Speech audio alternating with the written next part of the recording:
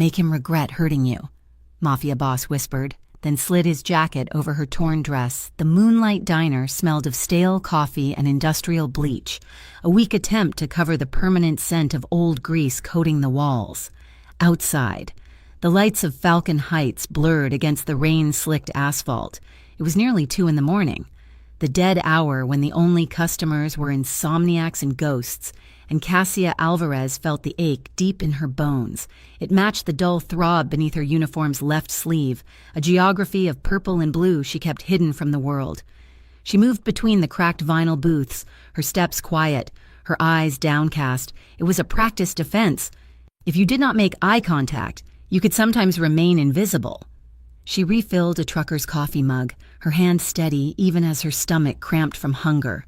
She'd given her last $20 to the landlord that morning, a partial payment that bought her maybe 2 more days. In the corner booth, the one farthest from the door, sat the man who had been there for 3 hours. He had arrived at 11, sliding into the booth without a word. He wore a suit that cost more than her apartment building, tailored from a dark wool that seemed to drink the diner's weak fluorescent light. He had ordered a black coffee and a plate of eggs he had yet to touch. He just sat, silent and still, looking out the window at the city. Cassia had only seen his face once, when she first took his order. He was younger than his presence suggested, perhaps 30.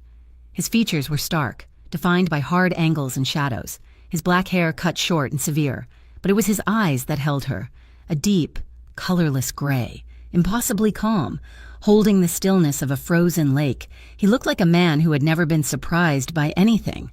She gathered empty plates, keeping her back to him, focusing on the scrape of porcelain. She was tired. She was so tired that the fear had receded to a low, humming dread, a familiar companion. The bell above the diner door slammed open, striking the wall with a violent crack. Cassia froze. The coffee pot in her hand suddenly weighed 100 pounds. She did not need to turn around. The smell hit her first: cheap whiskey, sweat, and the cloying, possessive scent she associated with rage. Cassia, Dante Russo, her ex. He stumbled, catching himself on the edge of the counter. His eyes were bloodshot, his face flushed. He was a man who had been handsome once, but desperation and cruelty had carved new, ugly lines around his mouth. He worked collections now, a low-level enforcer for a gang that operated 2 rungs below relevance, but he wore the title like a crown. "Dante, please," she whispered, not turning. "Not here. I'm working." "Working?" He laughed, a wet, ugly sound. "Yeah, you're working. Where is it?" "Where is what? I don't have anything." "The money, Cassia." "The money you owe me. You think you can just walk out? After everything I did for you?" Customers shifted. The trucker in booth 2 pointedly looked away. Marge, the night shift cook, disappeared into the back. Cassia was alone. "I paid you everything I had. Dante, there's nothing left." He lunged, grabbing her arm, the one with the bruises. He gripped her precisely where he knew it would hurt the most. Cassia inhaled sharply, a pained gasp, and the coffee pot slipped, shattering on the tile floor, splashing hot liquid across her ankles. "Liar," he spat, his face inches from hers. "You're holding out. You always hold out. Please," she begged, the humiliation burning hotter than the coffee. Tears pricked her eyes, and she hated herself for them. "You're hurting me. Let go." "You know what hurts?" He tightened his grip, pulling her closer, his voice dropping to a snarl that was only for her. "When you crawl away like a beaten dog, you're mine. You hear me? You don't get to leave." He yanked her hard, pulling her off balance. The cheap fabric of her uniform, strained tight across her shoulder, tore with a dry, ripping sound. It exposed the pale skin of her shoulder and the strap of her bra. A cold silence fell over the diner. Dante seemed to sober slightly, realizing he had crossed a line, a public one. He looked around, defiant, daring anyone to speak. The scrape of a boot on tile was the only sound. The man from the corner booth stood.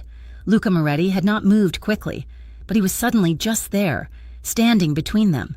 He was tall, broader than Cassia had realized, and the stillness she had observed earlier now radiated from him like a physical chill. He did not look at Dante. His ice-gray eyes were fixed on Cassia, on the torn fabric and the red marks forming where Dante's fingers dug into her arm. "That's enough," Luca said. His voice was not loud. It was a low, quiet rumble, devoid of anger or excitement. It was the calmest sound Cassia had ever heard, and it terrified her more than Dante's screaming. Dante, drunk and bolstered by his own ego, postured. "Who the hell are you? Her new guy? Mind your own business." Luca slowly turned his gaze from Cassia to Dante. He looked him up and down, a dismissive, analytical glance that lasted only a second. "I said," Luca repeated, his voice even softer. "That's enough. Let her go, and leave." Dante was a failed wannabe mobster, a bully who preyed on the weak, but even in his drunken haze, he recognized the difference between a street brawler and a true predator. He was looking at a man who did not make threats, only stated facts. Dante's face, moments before flushed with rage, went pale. The hand on Cassia's arm, the one that had felt like a steel trap, suddenly spasmed and released. He took a stumbling step back, his bravado evaporating. "Yeah, whatever," Dante muttered, trying to salvage his pride. He pointed a shaking finger at Cassia. "This ain't over." He turned and fled the diner, the bell clanging weakly in his wake. The silence that returned was heavier. The trucker threw a $10 bill on his table and left. Cassia stood, vibrating, staring at the shattered ceramic and the spreading pool of coffee. The cold air hit her torn dress, her exposed shoulder. She could feel the man watching her. "Are you hurt?" he asked. She could not speak. The humiliation, the terror, the sudden, violent release of adrenaline, it all coalesced in her throat. She shook her head. A jerky, unconvincing motion. She turned and ran, pushing through the swinging door to the kitchen, past the walk-in and into the dry storage room. She slammed the door, plunging herself into the darkness that smelled of bleach and raw onions, and slid to the floor. Only then did she break. It was not a loud sob. She had learned long ago not to cry loudly. It was a silent, shuddering collapse, her body aching, her breath catching in her chest. She pulled her knees up, hiding her face, trying to muffle the sounds of her own failure. She had done everything right. She had left him. She had changed her shifts. She had blocked his number. And it did not matter. He had found her. He had put his hands on her. He had torn her clothes, and he had done it in front of a stranger. The kitchen door swung open. She heard Marge curse. Then the heavy, measured footsteps. Not Marge.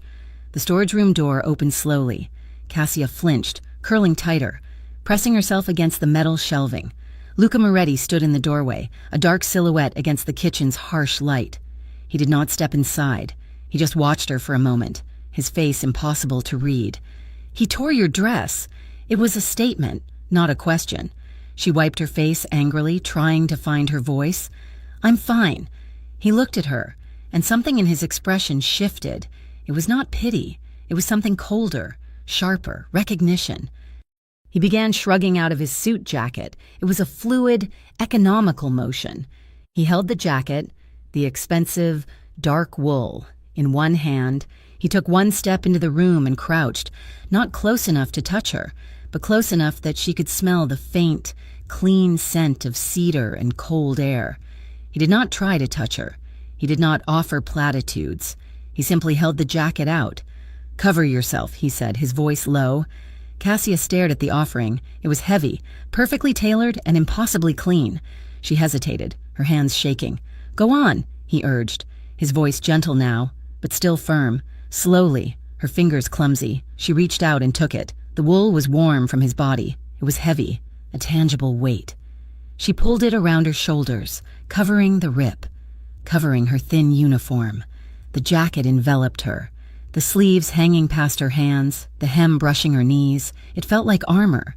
She looked up at him through her tear-drenched lashes. He was still crouched, watching her. "Thank you." He nodded once. He stood, his white shirt stark in the gloom. He looked like he was about to say something else, but he stopped.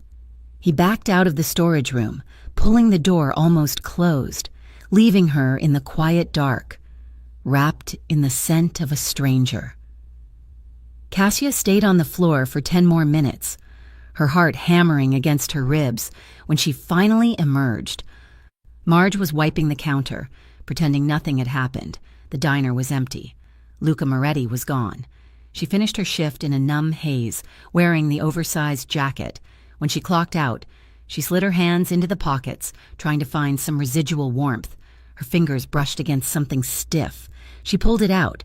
It was not a business card. It was a piece of heavy, cream-colored cardstock, impossibly thick. On it, in stark black script, was a 10-digit phone number. Below it, just 4 words: if you want help. That night, the rain turned to a cold, miserable drizzle. Cassia's apartment building felt even more decrepit in the wet, the lobby smelling of mildew and boiled cabbage. Her apartment was on the 3rd floor, its lock flimsy, the wood around the frame splintered from Dante's last attempt to kick it in. She triple-checked the deadbolt, jammed a chair under the knob, and went straight to the bathroom. She turned on the shower, letting the hot water steam up the room, needing to wash the diner and Dante's touch off her skin. She was scrubbing her arm, wincing as the water hit the bruises, when she heard it, a heavy, pounding fist on her apartment door. "Cassia!" Her blood turned to ice. The sound echoed in the tiny apartment, a physical blow. "I know you're in there! You bitch! Open this door!" She turned off the shower, her heart leaping into her throat. She stood dripping and shaking on the bath mat. "I saw you!" he roared, his voice muffled but vibrating with rage. "I saw you with him! Who was that? You think you're too good for me? You think you can replace me?" The pounding became more frantic, a heavy thud, like a shoulder hitting the wood. The chair wedged under the knob rattled. Cassia backed away, grabbing a towel, her breath coming in short, panicked gasps. She fumbled for her phone, which she'd left on the sink, the card. The man's jacket was hanging on the back of the bathroom door. Her hands were shaking so badly she could barely type. She punched in the 10 digits. What was she supposed to do? Call? Text? She hit the message icon. Her thumb hovered over the keyboard. "Please, he's here. He's trying to break in." She stared at the words. It was pathetic. She was begging a stranger for help. Another crash. The wood of the door frame groaned. He was going to get in. She hit send. She locked the bathroom door, a flimsy piece of particle board that would not hold him for more than a second, and huddled against the bathtub, her knees drawn to her chest, the towel clutched around her. She stared at the phone. The message was sent. It was not delivered. It just sat there, a single blue bubble in an empty thread. No reply came. Of course, no reply came. What did she expect? A rich man in a suit to come running to her 3rd-floor walk-up? He had given her the card to be polite, or perhaps as an insult. "Cassia!" The door jamb cracked. The chair screeched against the linoleum. She closed her eyes, bracing herself. And then, through the pounding of her own blood and Dante's rage, she heard a new sound. It was not a siren. It was the low, cultured rumble of a powerful engine idling on the street 3 floors below. The pounding on her door stopped. Cassia held her breath. She heard Dante's muffled voice, but he was no longer yelling at her. He was yelling at someone else, slurred and confused. She crept out of the bathroom, the towel clutched tight. She moved to her window, the one that faced the street, and peered through a gap in the blinds. A black sedan, long and polished and utterly out of place, was parked at the curb. It was the only car on the street. Standing beside it was Luca Moretti. He was not looking at her building. He was looking at the 2 men, dressed as impeccably as he was, who were currently flanking Dante on the sidewalk. Dante was posturing, trying to wave them off, but the 2 men just stood there, unmoving. They were larger than Luca, built like solid walls. Dante shoved one of them. It was a mistake. It happened so fast, Cassia almost missed it. One of the men grabbed Dante's arm, spun him around, and slammed him against the side of the car. The other man opened the back door. They did not punch him. They did not yell. They simply folded him, like laundry, and pushed him into the back seat. One man got in with him. The other got in the passenger side. Luca Moretti had not moved. He watched the car door close, then looked up, his gaze finding her window instantly, as if he had known she was there the entire time. He did not wave, he just inclined his head toward the street. The front door of the sedan opened. He was waiting for her. She was still in a towel. She ran, grabbing the first things she could find, a pair of worn-out jeans, a sweatshirt, her sneakers. She did not bother with socks. She grabbed her keys, her empty wallet, and Luca's jacket. She flew down the stairs, her heart hammering. By the time she burst onto the sidewalk, the black sedan was silent, waiting. Luca stood by the open back door. He looked at her, taking in her wet hair and mismatched clothes. "He won't be back," he said, his voice as calm as it had been in the diner. "What did you do?" she whispered, clutching the jacket to her chest. "I had my men explain the situation to him." "He understands now." She looked at the car. She could not see Dante inside the tinted windows. "Where are you taking him?" "Somewhere he can sober up and think about his choices." Luca looked at her apartment building, his gaze filled with a cold distaste. "You are not safe here. I don't have anywhere else to go." "Yes, you do." He gestured to the open door. "Get in. I have a place.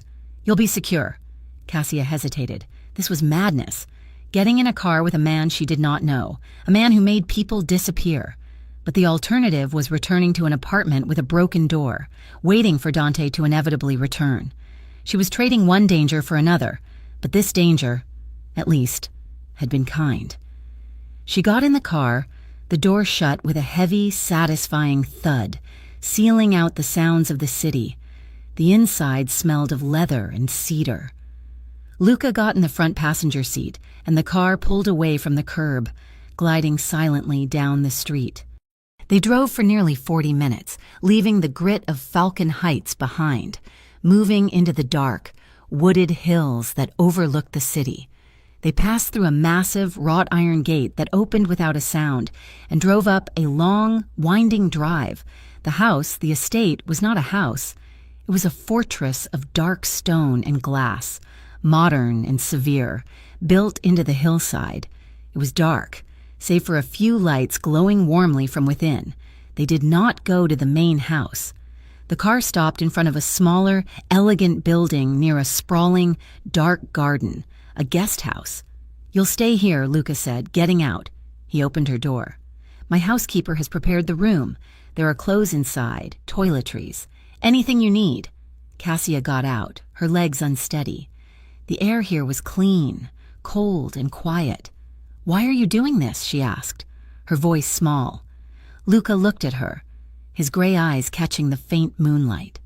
"Because I know what it looks like when someone is trapped, and I don't like bullies." He led her inside. The guest house was warmer than her entire apartment, the room furnished with a large, soft bed, a fireplace, and a small kitchen. "Rest," he said from the doorway. "No one will bother you.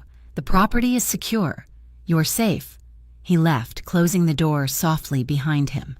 Cassia stood in the center of the luxurious room, still clutching his jacket. She was in shock, her body numb, her mind racing. She did not know where she was. She did not know the man who had brought her here. She only knew that, for the first time in 2 years, the lock on her door was not broken. She woke to sunlight streaming through the window. It took her a long moment to remember where she was. The bed was soft, the sheets heavy and expensive. She had fallen asleep in her clothes, but sometime in the night, she had kicked off her sneakers. There was a soft knock. She sat up, her heart jumping, pulling the comforter to her chin. The door opened, and Luca Moretti entered. He was dressed not in a suit, but in dark jeans and a gray Henley that stretched across his shoulders. He was carrying a tray. He stopped when he saw her awake. "Good morning, I brought you some coffee and food." He set the tray on the small table. Fresh pastries, fruit, and a steaming pot of coffee. Cassia did not know what to say. "Thank you."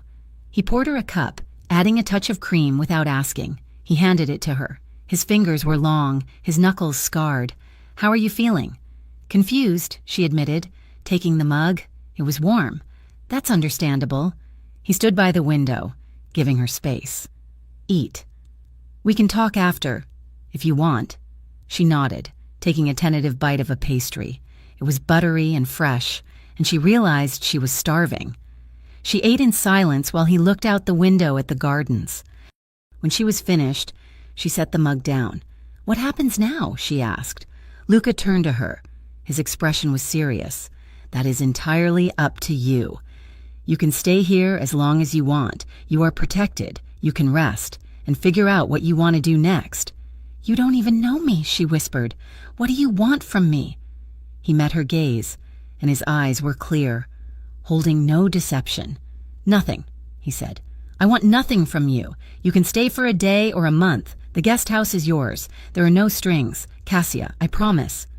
The guest house was a gilded cage, and Cassia spent the first 24 hours pacing it. The clothes Elena, Luca's quiet and formidable housekeeper, had left for her were simple, soft-knit sweaters, dark jeans, and new underwear, but they felt foreign on her skin, too clean, too expensive. She was grateful, a deep, aching gratitude that made her stomach twist. But gratitude was a currency, and she was already impossibly in debt. She had to leave. On the second morning, she put on the borrowed clothes, drank the coffee left on her doorstep, and walked out. She followed the long, winding drive, her sneakers crunching on the clean gravel. The air was crisp, smelling of pine and damp earth, a stark contrast to the city's fumes. She had nowhere to go. Her apartment was violated, her job at the diner a source of humiliation, but she could not stay. A life of waiting for the next blow had taught her that no strings was the most dangerous lie of all. She reached the massive iron gates. They were closed. A man she had not seen before stepped out of a small, discreet guardhouse. He was older, thick-set, and wore a simple groundskeeper's jacket, but his eyes were sharp. "Ma'am, can I help you?" "I'm leaving," Cassia said, trying to keep her voice firm. "Could you open the gate, please?" The man's expression did not change. It was not unkind. "Mr. Moretti would like to speak with you before you depart, ma'am." "I'm not a prisoner here." Panic, small and cold, nipped at her. "No, ma'am, you're a guest," the man said, his voice gentle.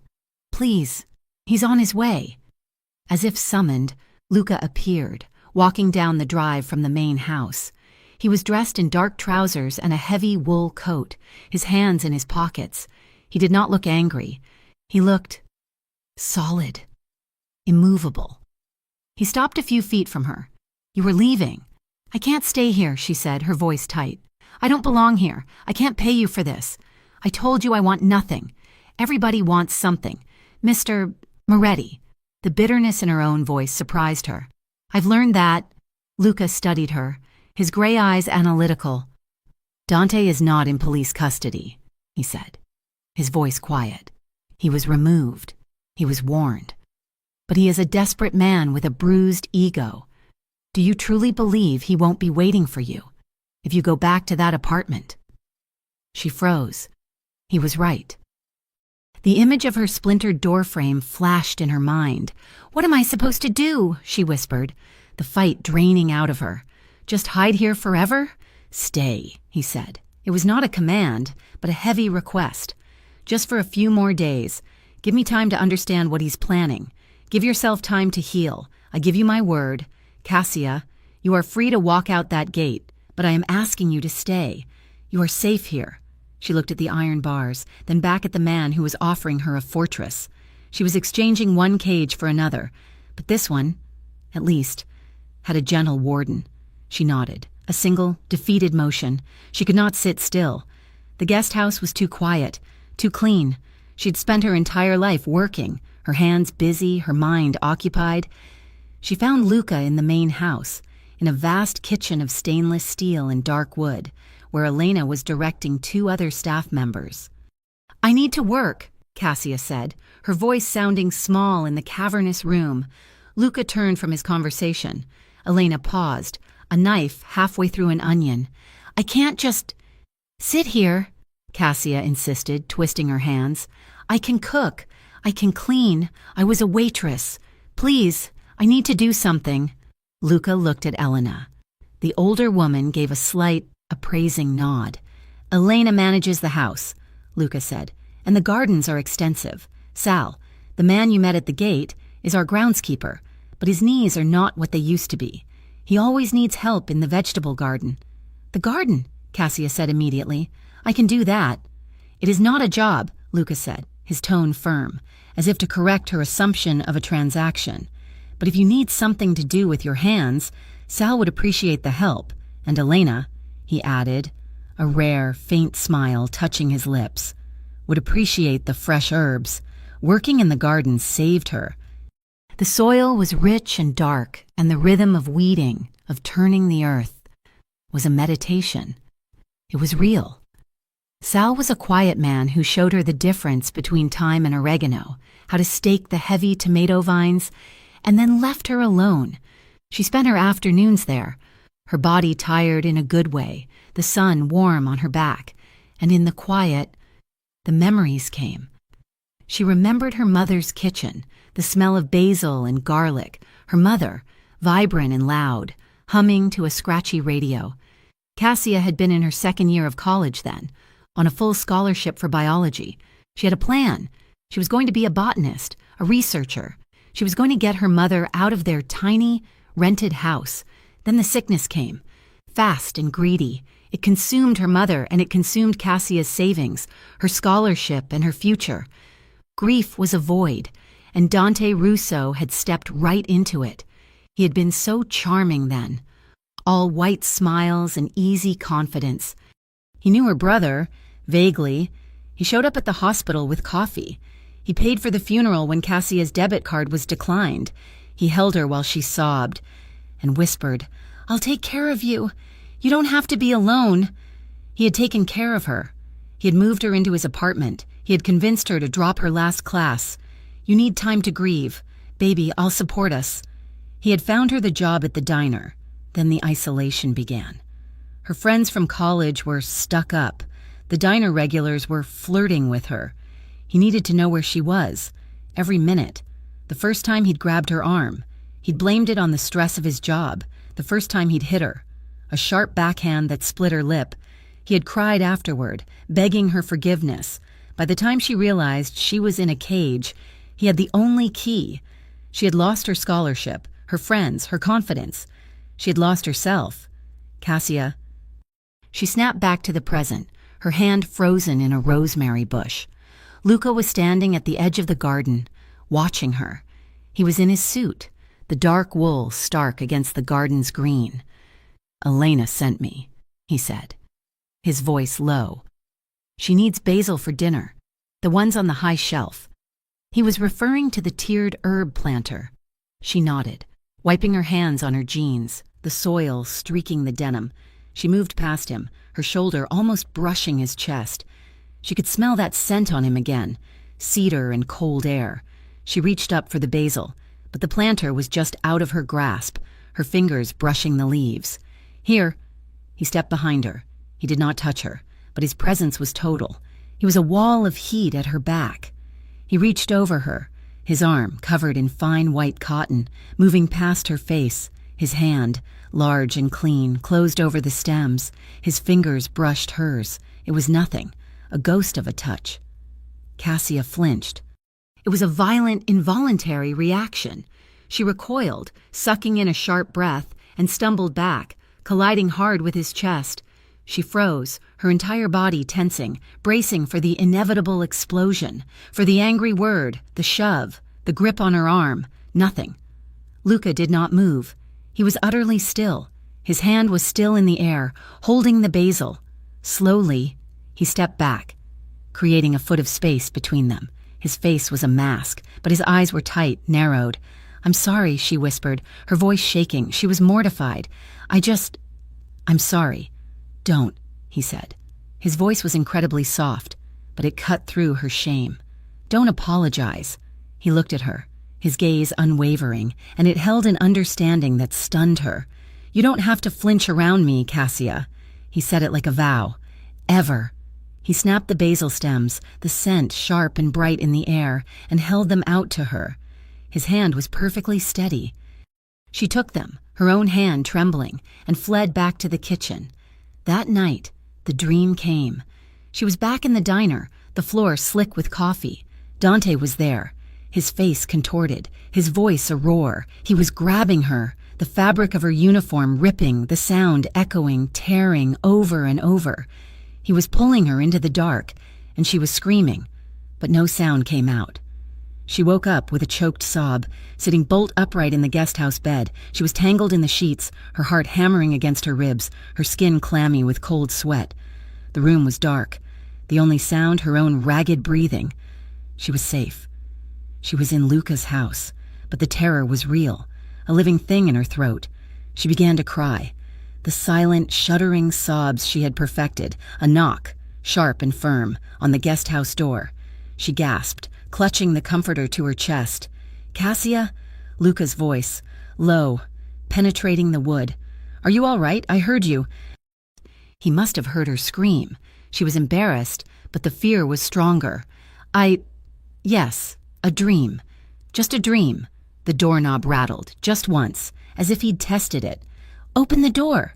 She slid out of bed, her legs shaking. She crept to the door and unlocked it, opening it just a few inches, peering through the crack. He was standing on the stone pathway, illuminated by the guesthouse porch light. He was wearing only a pair of gray sweatpants and a black t-shirt, his feet bare on the cold stone. His hair was mussed from sleep. He looked worried and dangerous. He saw her face, the tear tracks glistening, the raw terror still in her eyes. He did not try to enter. He did not move from the threshold. He simply rested one large hand high on the doorframe, leaning his weight against it.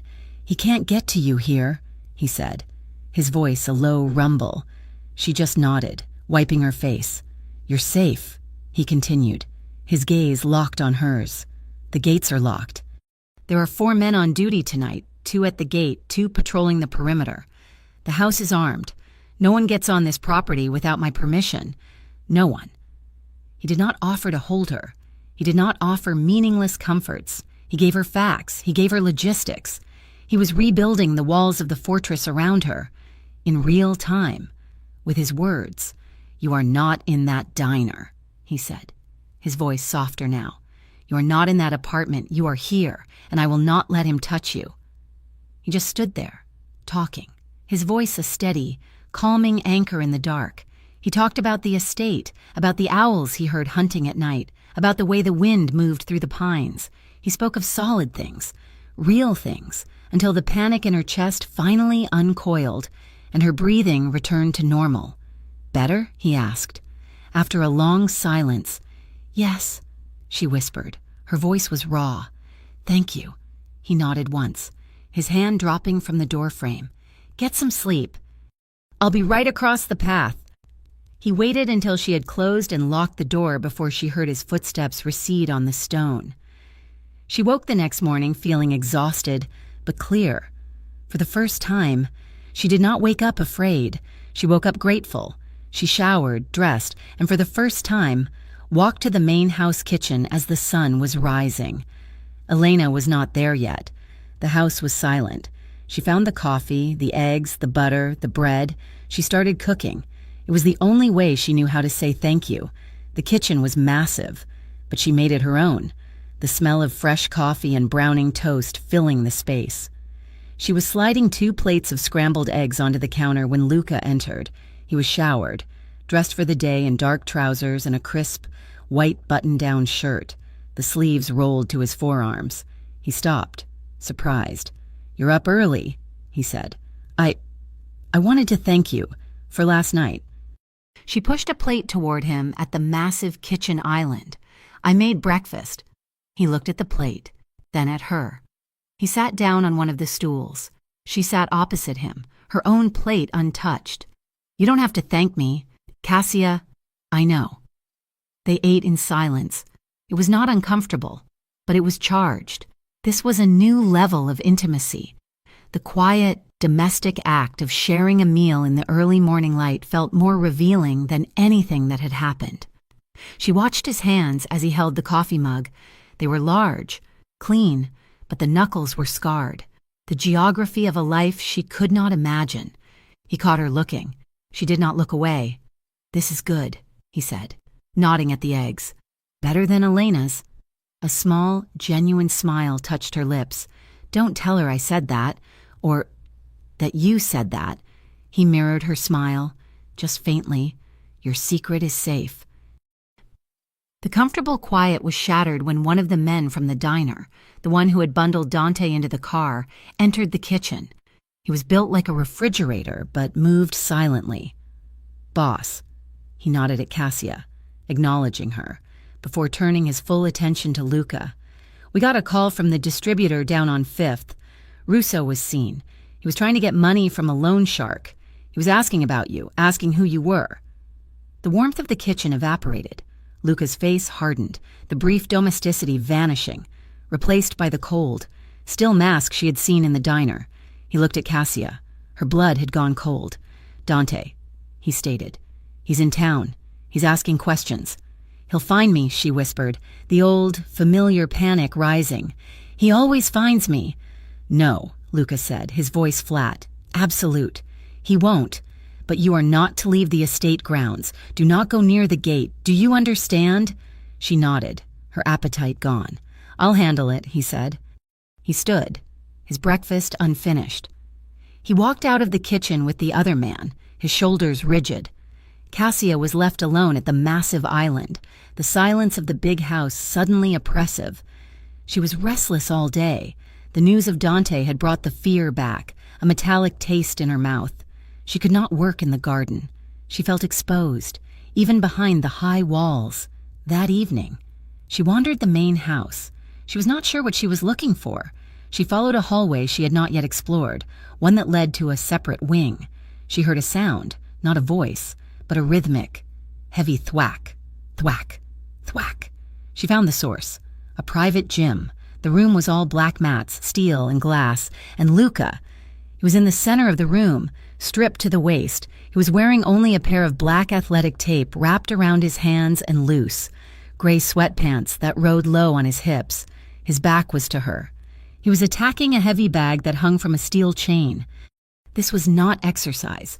This was controlled, focused rage. She watched, mesmerized. His body was not the lean, perfect shape of a magazine. It was the functional, brutal physique of a fighter. His shoulders and back were a solid mass of corded muscle, contracting and releasing with every powerful, efficient blow. Sweat ran down his spine, and she saw his scars. A long, thin, white line that curved under his left ribs, a puckered, round scar on his right shoulder. This was the man who had spoken to her so gently in the doorway, who had sat with her at breakfast. And he was, she realized, utterly lethal. She was unsettled, but she was not afraid. She was intrigued. This was the power that stood between her and Dante. This was the man who had promised she was safe. She did not leave.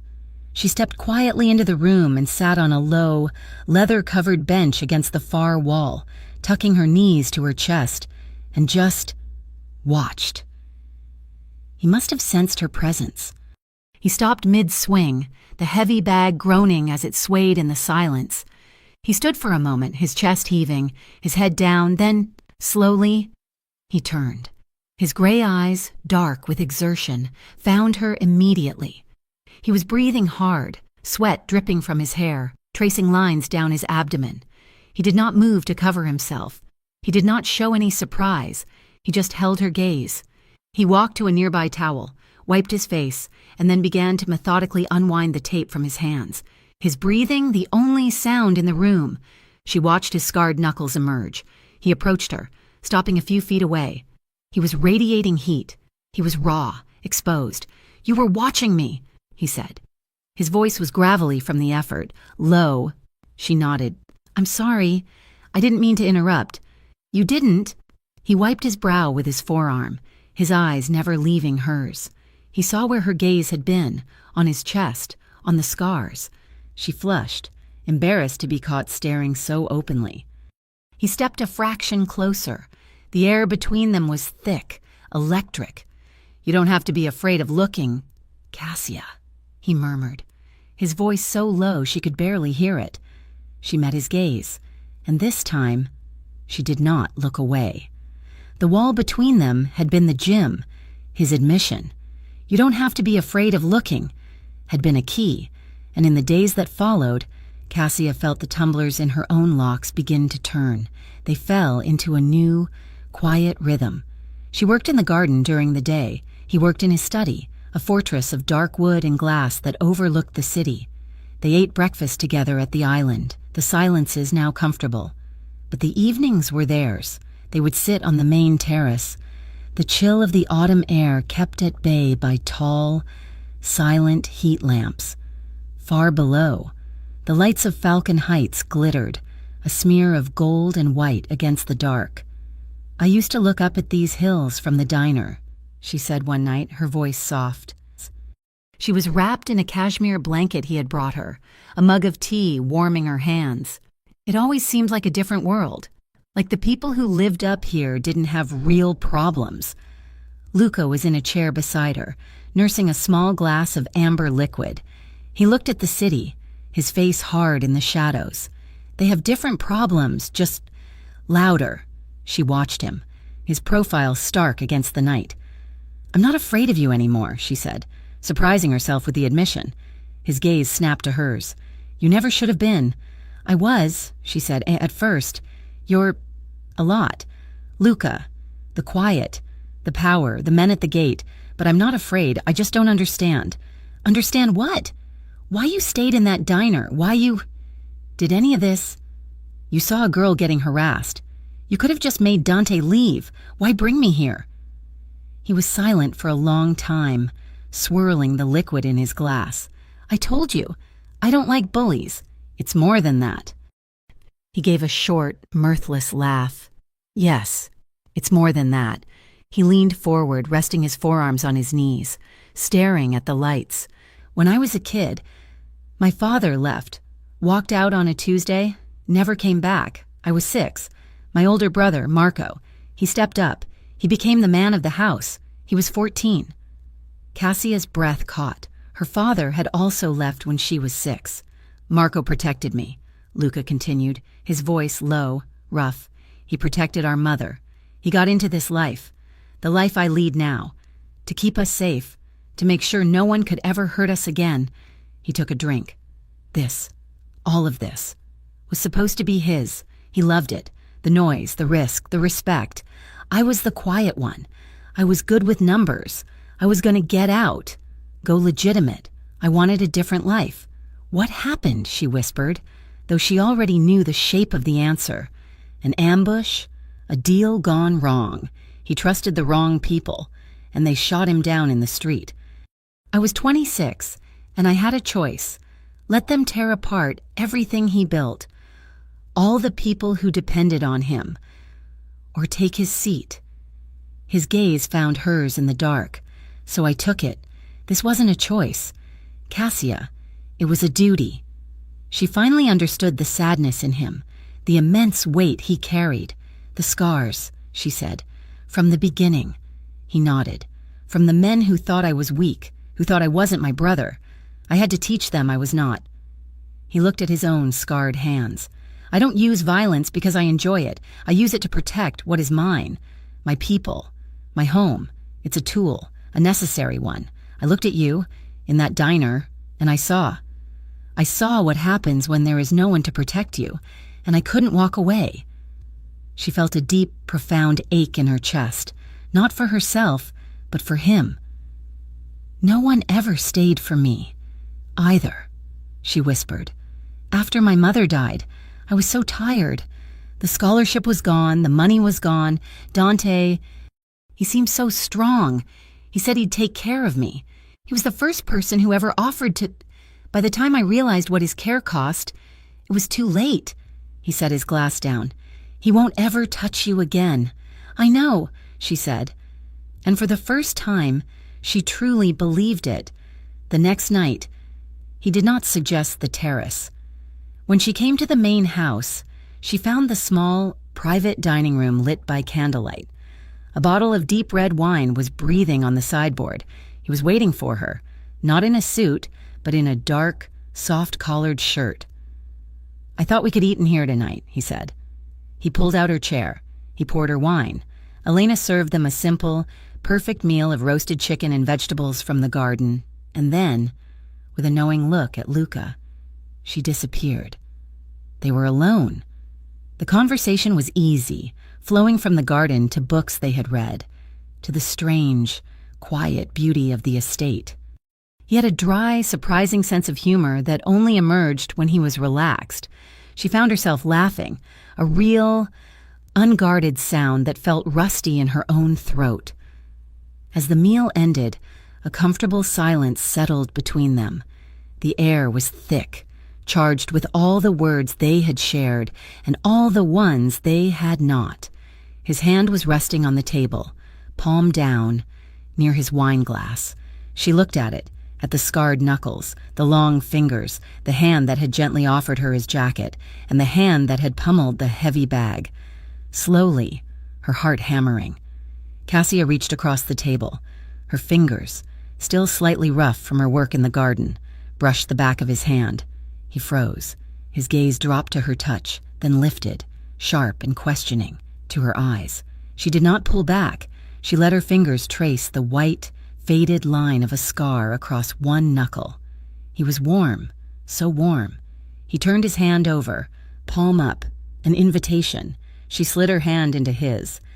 His fingers closed around hers, enveloping them in a grip that was both firm and impossibly gentle. He stood, pulling her hand, and she rose with him. He did not release her, but stepped around the corner of the table, coming to stand in front of her. He was so close. She had to tilt her head back to look at him. He lifted his free hand, but he did not touch her face or her hair. He hovered, his fingers tracing the air near her shoulder, the same one where Dante had torn her uniform. "Cassia," he breathed, and her name was a question. He leaned in, his movements measured, giving her every chance to retreat. She did not. She stood her ground, her hand still locked in his. His lips touched hers. It was tentative, a soft, dry press, a test. He pulled back, just an inch, his gray eyes searching hers in the candlelight. She let out a breath she had not known she was holding, a small sigh that was all the answer he needed. She leaned into him, her lips finding his again. The second kiss was gentle. It was a discovery, slow and deliberate, as he learned the shape of her mouth, the way she tasted of wine and longing. She lifted her free hand, not to push him away, but to rest on his jaw, her thumb brushing the faint stubble there. It was an act of possession, of claiming, and it broke his careful control. A low, rough sound rumbled deep in his chest. His other hand, the one that had been at his side, came to her waist, pulling her flush against him. She gasped into his mouth as she felt the hard, solid proof of his body, the strength she had seen in the gym. The kiss deepened, shifting from gentle discovery to a raw, aching hunger. But it was a shared hunger, laced with a vulnerability that stunned her. He was not taking. He was asking.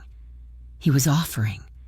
His mouth moved over hers, deep and sure, and she met his kiss, her body melting against his, her fear not just gone, but incinerated.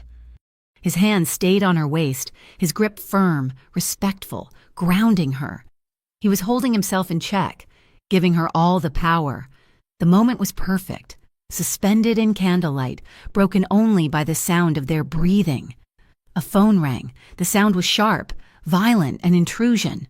Luca tore his mouth from hers, a string of curses under his breath. He looked dazed, his eyes dark, his lips swollen.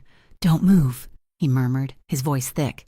He pulled a phone from his pocket, his back muscles tensing as he looked at the screen. Moretti. Cassia watched as the man she had just kissed was replaced by the boss. His entire body went rigid. The softness vanished. "What?" he snapped. "Is she all right? How bad?" "No. Do not touch him. You call the police. You understand me? You do not touch him. I'll be there." He hung up. His jaw clenched so hard a muscle jumped. "Luca? What is it?" Cassia's heart was sinking, the warmth of the kiss turning to ice. "It's Dante." His voice was pure, cold fury. "He went to your old apartment. He was looking for you, your old landlord's. A Mrs. Petrov." She tried to stop him. "Oh, God," Cassia whispered, her hands flying to her mouth. "Mrs. Petrov. She's an old woman, is she—" "She'll live," he said, his voice flat, already grabbing his suit jacket from the back of a chair. He shoved her. Broken wrist, concussion. She's on her way to St. Jude's, but he assaulted her. "Cassia, he's still there. My men are watching the building." "What are you going to do?" she asked, her voice shaking, already knowing the answer. "I'm going to finish this," he said. He was pulling on the jacket, his movements sharp. He was a predator on the hunt. "No!" She ran to him, grabbing his arm, clinging to him. "No, Luca, please!" He stopped, stunned by her action. He put his hands on an old woman, Cassia. "He was looking for you. This ends. Tonight." "Please," she begged, tears welling in her eyes, tears of terror and a new, fierce protectiveness. "If you go there, if you hurt him, you'll be just like him. You'll be the monster. I don't want that. Please, I don't want that for you." He stared at her, his face a mask of warring rage and something else, something that looked like pained confusion. He was a man who solved problems with finality, and she was asking him to put down his weapon. "What then?" he demanded, his voice a raw whisper. "Let him go? Let him keep terrorizing you, terrorizing old women until he finally finds you?" "No," she said, her voice gaining a thin, reedy strength. She took a deep, shuddering breath. "I'll do it. I'll press charges. I'll get a restraining order for what he did to me. And we'll add this. What he did to Mrs. Petrov. We'll use the police." He looked at her as if she had grown a second head. "You'd have to see him. Cassia, you'd have to go to the courthouse. You'd have to testify." "I know." She was trembling from head to foot, terrified by the words coming out of her own mouth. "I know, but I won't let him make you a killer. Not for me. I won't." He stared at her for a long, heavy minute. Then, slowly, he unclenched his fists. He took the phone from his pocket. "Angelo, stand down. Let the police take him." "Yes, I said let them. And get Mrs. Petrov the best room at St. Jude's. Pay for everything. I'll be at the courthouse in the morning." He hung up and looked at her. The fury was gone, replaced by a deep, powerful respect. He cupped her face, his thumbs gently wiping away her tears. "Okay, we'll do it your way." The next day, she thought she might be sick.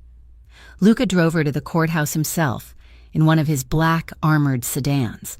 She was wearing a simple pair of dark jeans and a gray sweater, and she felt as fragile as glass. He was in a dark, perfectly cut suit. He looked like he owned the building.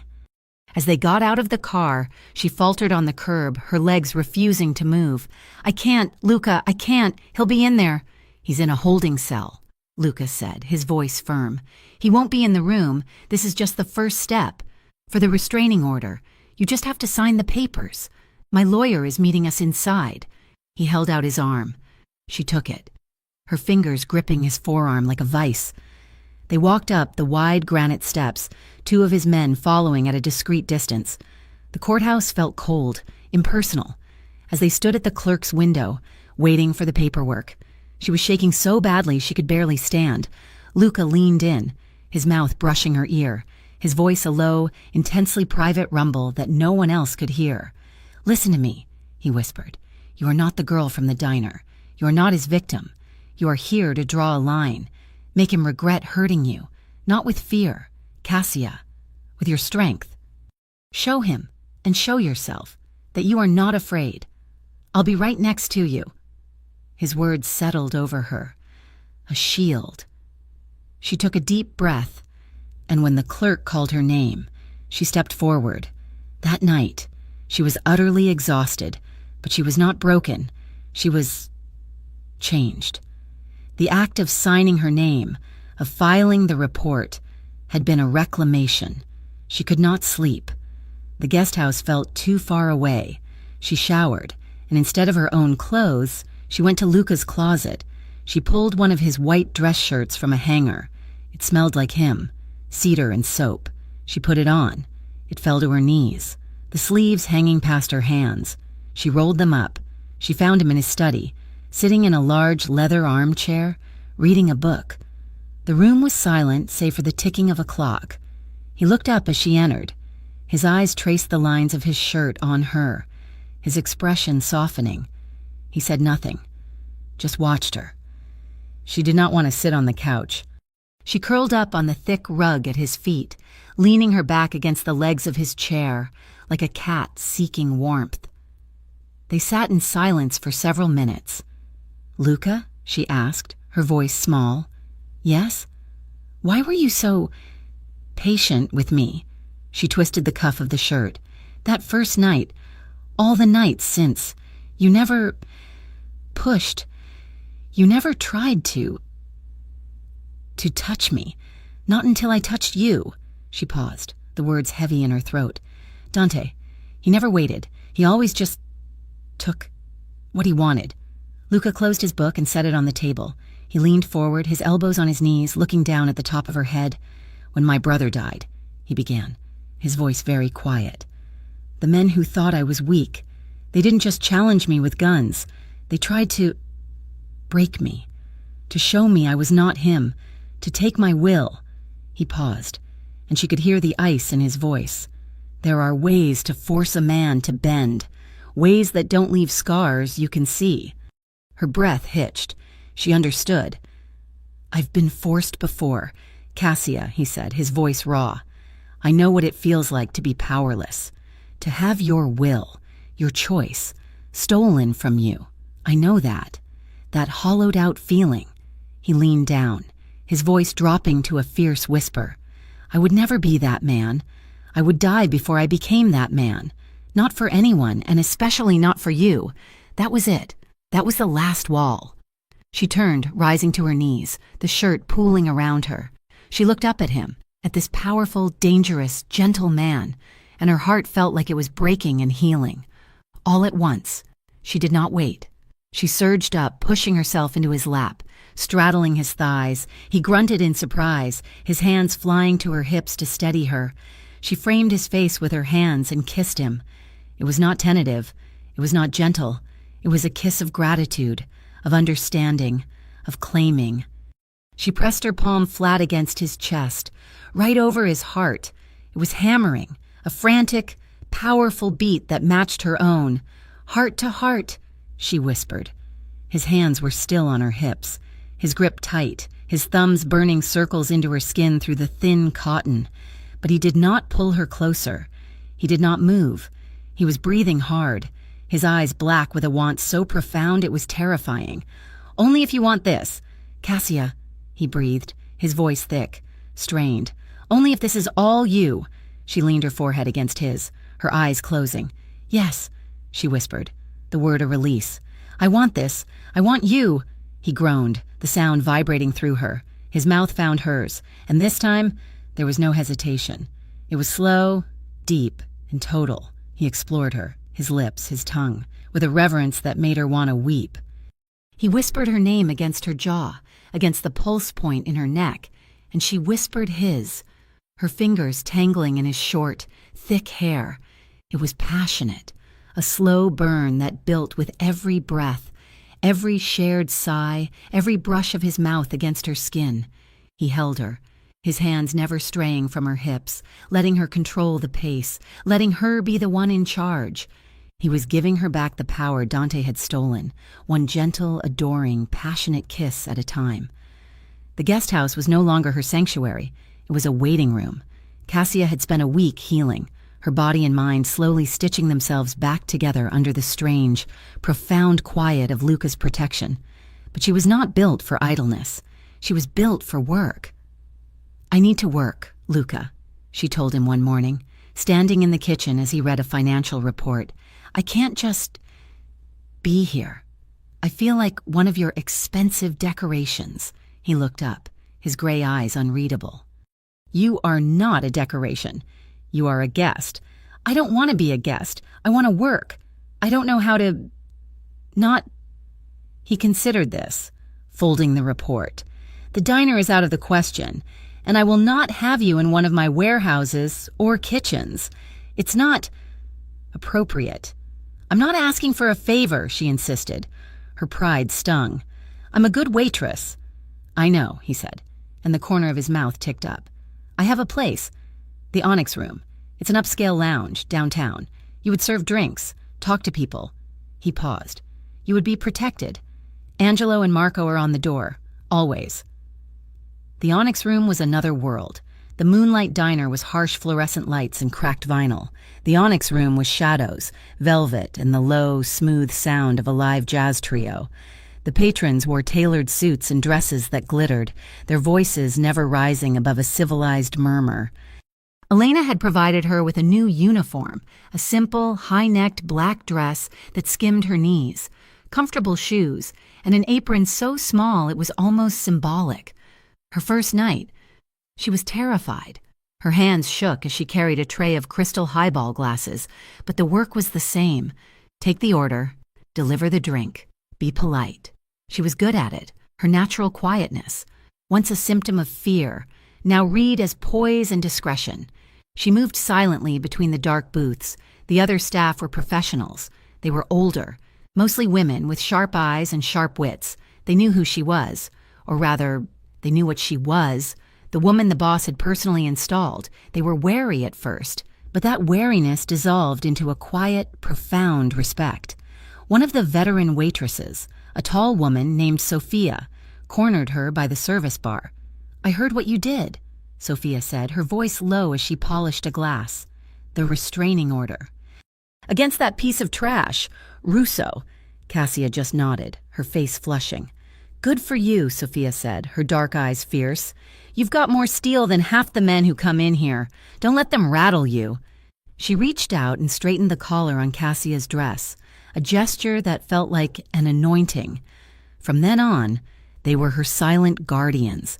They steered problematic customers away from her station. They shared tips. They treated her not as the boss's property, but as one of their own. And Luca was always there. He never sat at the bar. He took the elevated booth in the far back corner, the one that had a perfect view of the entire room. He held his meetings there. Men in expensive suits coming and going, their faces grim, but through it all, his gaze was a physical weight on her. He watched her. He watched her move through the crowd. He watched her smile at a customer. He watched her hands as she counted change. It was not the possessive, jealous stare of Dante. It was the unwavering, focused gaze of a guardian. He was watching for any sign of trouble, any man who lingered too long, any voice that rose in anger. At 2 a.m, when the last customer had left and the jazz trio had packed up, she would change and walk out the staff exit. He was always there, leaning against his black sedan in the alley, the streetlight carving a silhouette from the darkness. He wouldn't speak, just open the passenger door for her. This was their ritual. He would drive her back to the estate himself. No driver. The car was a silent, moving sanctuary. One night, as they pulled up to the guest house, he cut the engine. They sat in the dark, the only sound the ticking of the cooling engine. "You're good at this," he said, his voice a low rumble in the quiet. "You have a stillness. People trust you. They're just ordering drinks. Luca?" "No," he said, turning to her. "They're talking. And you're listening. It's a skill. You're regaining your confidence." She looked at her hands, no longer red and raw from industrial bleach, but manicured, clean. "I feel like myself, the person I was before him." He reached across the console, his large, warm hand covering hers. He didn't say anything. He just held it. His thumb stroked the back of her hand, a simple, grounding touch. After a moment, he let go, got out, and walked her to her door. This routine, this new, fragile life, lasted for 2 weeks. It was shattered on a Tuesday. It was busy. The lounge was full. Sophia grabbed her arm, her face pale, her eyes wide. "Cassia, you need to see this." She held up her phone. It was a website, a local gossip blog that trafficked in the city's dirt. The headline was brutal. "Falcon Heights mob boss hiding diner waitress with a dark past." And below it, the photos. They were not naked photographs. They were worse. They were photos of her life. One of them, blurry, must have been taken by one of Dante's friends at the diner. It was the night she met Luca, her dress torn, her face smeared with tears, looking up in terror. Another was of her and Dante, from a year ago. He had his arm slung around her, his face a possessive sneer. She was looking at the ground, her face thin, her eyes hollow, a long-sleeved shirt on in the middle of summer. She looked like a ghost. They were photos designed to do one thing: shame her, to frame her as damaged goods, as trash that Luca Moretti had picked up. The blood drained from her face. The tray in her hand rattled. "No," she whispered. The room, the jazz, the low murmur of voices, it all receded, replaced by a roaring in her ears. "Cassia," Sophia started. Cassia shoved the phone back at her. She turned and ran. She pushed through the service doors, past the kitchen, out the alley exit. She ran the 3 blocks to the private garage where her car was parked, ignoring the cold, ignoring the confused shout of the attendant. She drove back to the estate, her vision blurred by hot, angry tears. She was in the guest house, curled on the bed, sobbing. When Luca found her, the attack had been swift. It had taken Angelo less than 10 minutes to find the post. It had taken Luca 1 phone call and the threat of catastrophic legal and personal action against the blog's owner to have it removed. Within 3 hours, the post, the photos, and all traces of it were scrubbed from the internet, but the damage was done. He knocked once, a sharp rap. "Cassia." She didn't answer. She heard the click of a key in the lock. He owned the guest house. He had a key. He stepped inside, his large frame filling the doorway, and closed the door softly behind him. She was curled in on herself, her face buried in a pillow, trying to muffle the sounds of her humiliation. She felt so dirty. All the confidence she had built, all the poise she had found, felt like a lie, a thin veneer over the broken thing she really was. He didn't speak. She heard him cross the room. The mattress dipped as he sat on the edge of the bed. He just sat there, in the dark, breathing, letting her cry. When the sobs finally quieted into ragged, hitching breaths, he moved. He didn't lie down. He didn't try to pull her into his arms. He slid off the bed and knelt on the floor beside her, so his face was level with hers. She turned her head, her eyes swollen, her face a wreck. "Did you see it?" she whispered, her voice raw. "Did you see what I was?" "I saw what he did to you," Luca corrected, his voice impossibly soft. He reached out, not for her face, but for her hands. He gently uncurled her fingers from the fist she had made in the comforter. He held her hands in his, turning them palm up. He leaned forward, his dark hair falling over his brow. And he pressed his lips to the inside of her left wrist, right over the faint, yellowing shadow of the bruise Dante had left. He kissed the memory of the pain. He held her other hand, pressing a kiss into the center of her palm. He kissed her knuckles, one by one. The hands that had served coffee, the hands that had worked in the garden, the hands that had signed the restraining order. He was not kissing her. He was kissing the wounds, the visible ones, and the ones hidden so deep she had forgotten they were there. He was performing an absolution, a silent, reverent act of healing. When he was done, he looked up at her, his gray eyes clear and fierce.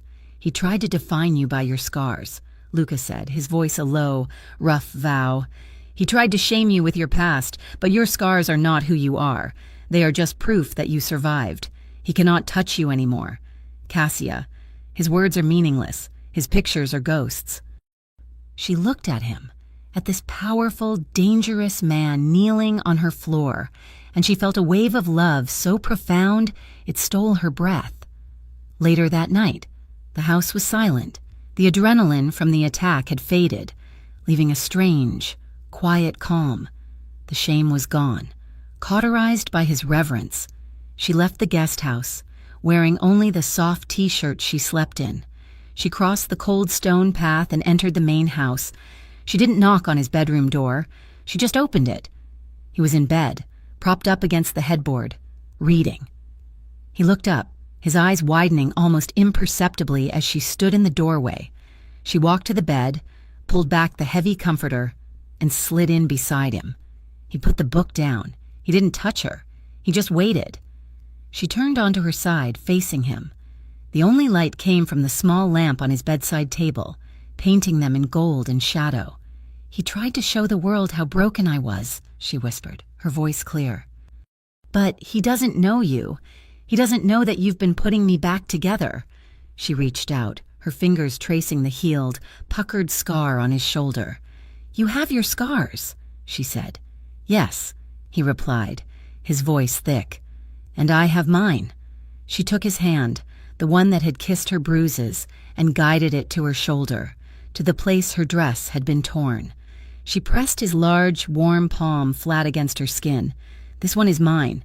He let out a shuddering breath. He leaned in, his lips replacing his hand, pressing a slow, reverent kiss to the spot. She guided his hand to her arm, where Dante had gripped her. He kissed it.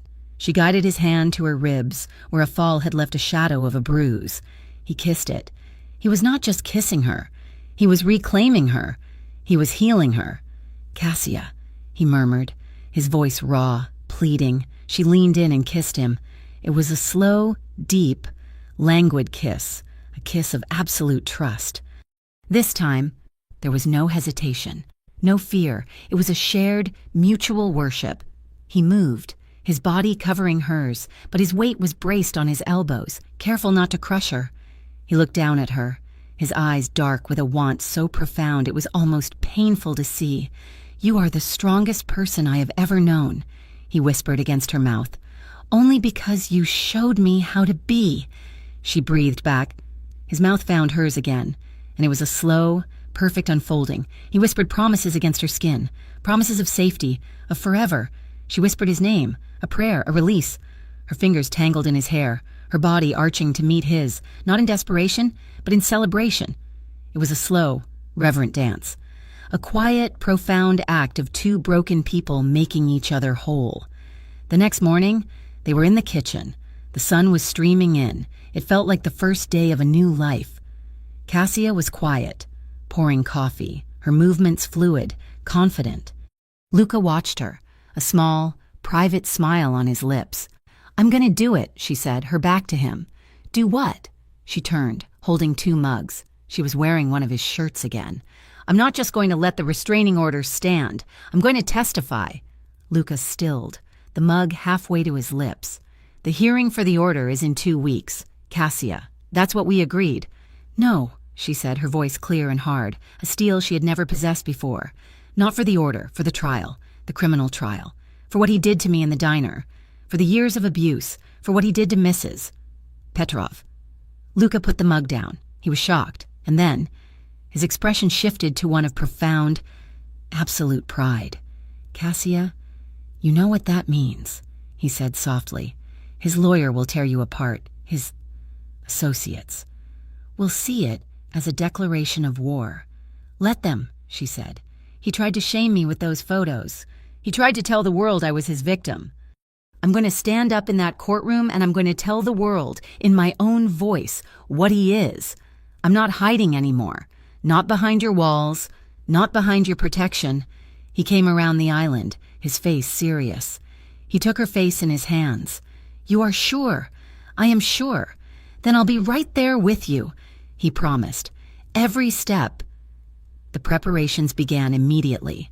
Luca's lawyer, Isabella, was a sharp, brilliant woman who grilled Cassia for hours, forcing her to relive every detail, to build an ironclad timeline. It was brutal. And just as Luca had predicted, the pressure from outside increased.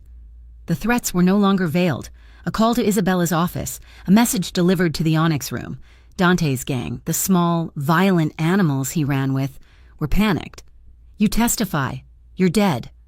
Luca doubled her security. She was no longer driven by a single driver.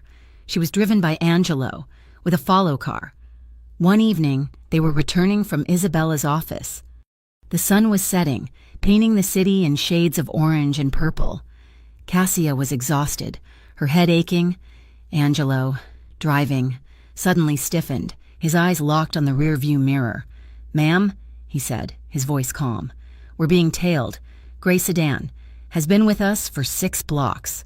Cassia's stomach turned to ice. She looked back. A beat-up, ugly gray car was 3 lengths behind them, matching their speed. "Stay calm," Angelo said. He tapped his earpiece. "We're made. South on Elm, gray sedan. The car behind them suddenly accelerated, swerving into the next lane, trying to cut them off. Angelo didn't panic. He yanked the wheel, making a sharp, sudden right turn into a dark, narrow industrial alley. Cassia cried out, grabbing the door. It looked like they were driving into a trap.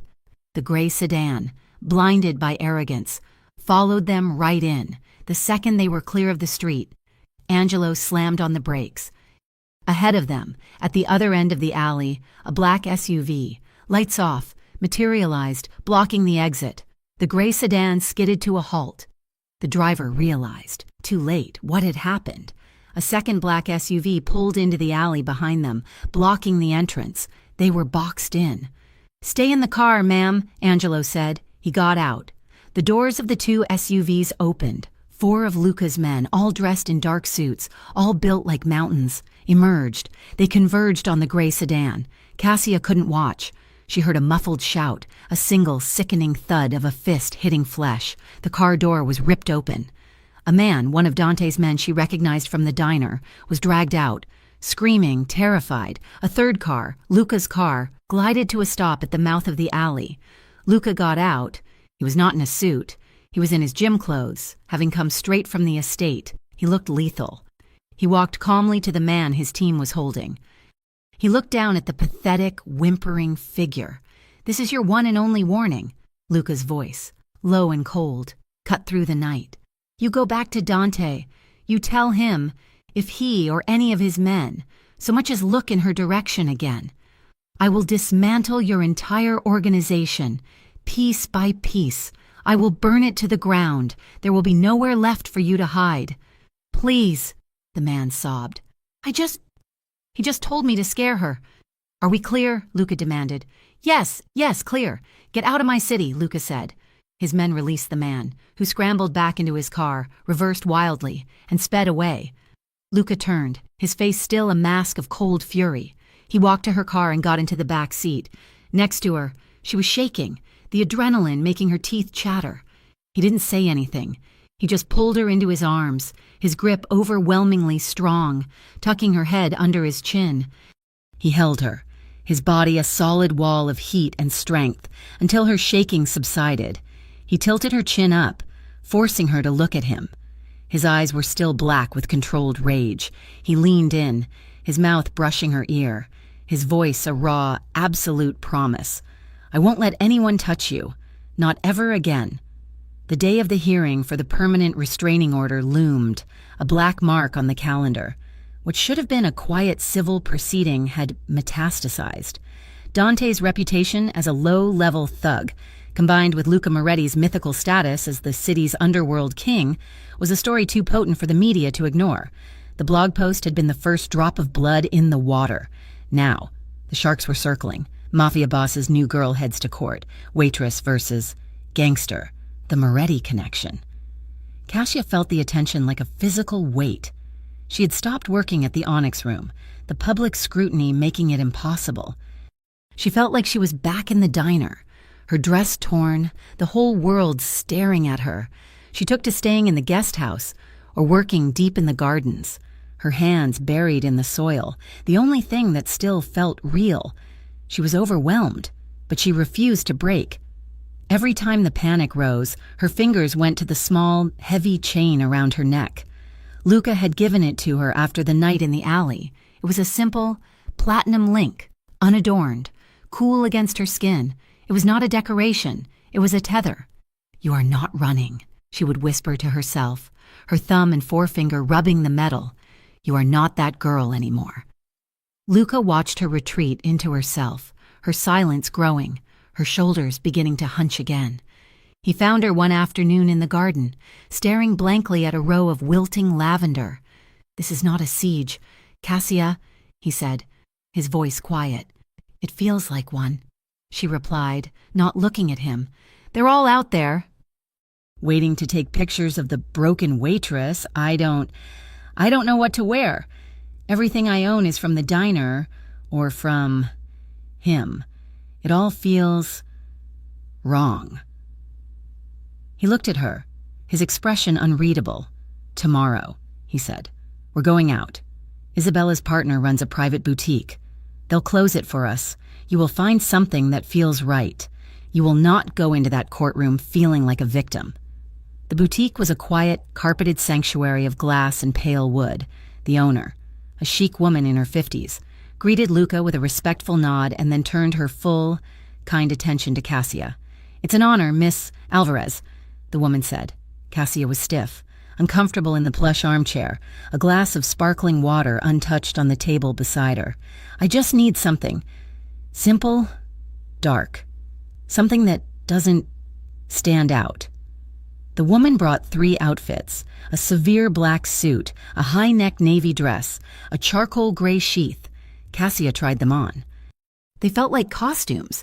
They were armor, but they were not her. She looked in the mirror and saw a woman bracing for an attack, her shoulders hunched inside the expensive fabric. She came out to show Luca the navy dress.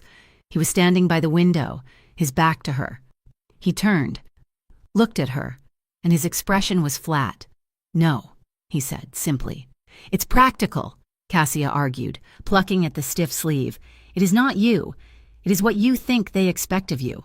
The owner, who had been watching silently, stepped forward. "I have one more idea. It is unconventional, perhaps, but I think it is right."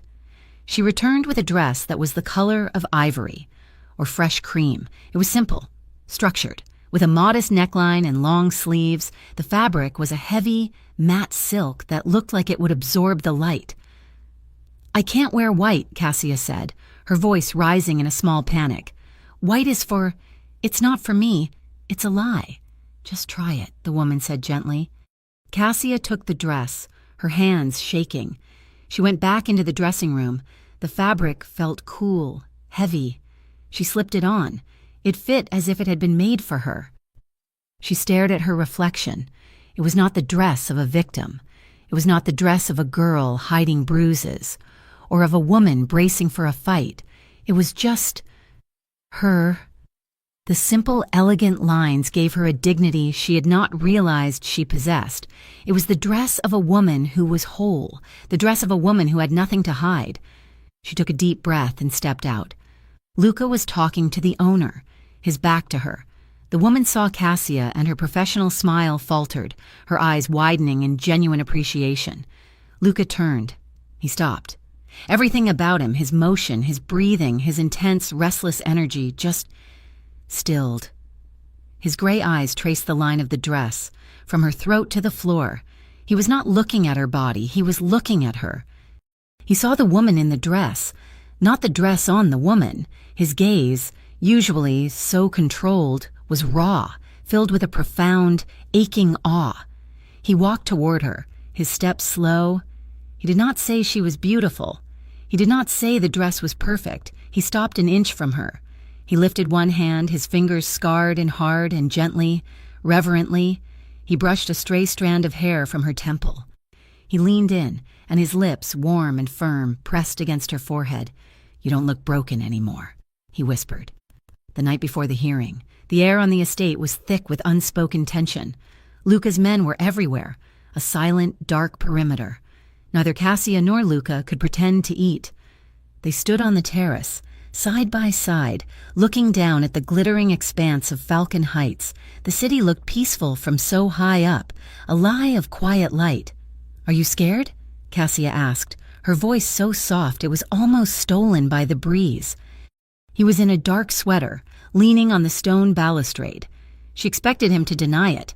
She expected the flat no of the man who feared nothing. He was silent for a long time. "Yes," he said. His admission, his vulnerability, hit her harder than any reassurance could have. She turned to look at him, her heart aching. "Not of him," he said, his voice a low, rough murmur. He was not looking at her, but at the city. Not of the courtroom, not of his pathetic gang. He turned, his gaze finding hers in the darkness. He took her hand, his fingers lacing through hers, his grip strong. "Only of losing you," he said, his voice raw. "Of this quiet, this feeling." He looked back at their life, inside the house. "You brought peace into this house. Cassia, I didn't even know it was missing. I'm terrified of it leaving." She squeezed his hand, her own fear momentarily eclipsed by the need to comfort him. "I'm not going anywhere." "He's going to look at you tomorrow," Lucas said, his jaw tightening.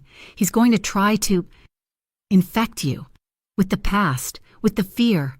And I can't stop it. I can't take the stand for you." "You don't have to," she said, stepping closer, putting her free hand on his chest, over his heart. It was beating. A steady, powerful rhythm. "You've already done it. I'm not that girl anymore. He can't infect me." Words felt useless after that. He led her inside, not to the guest house, but to his room. The house was silent, but for the sound of soft jazz playing from a speaker in his study. A low, melancholy sound that filled the space. They did not make love. The moment was too fragile, too heavy. He simply pulled back the covers, and she slid in, still in her clothes.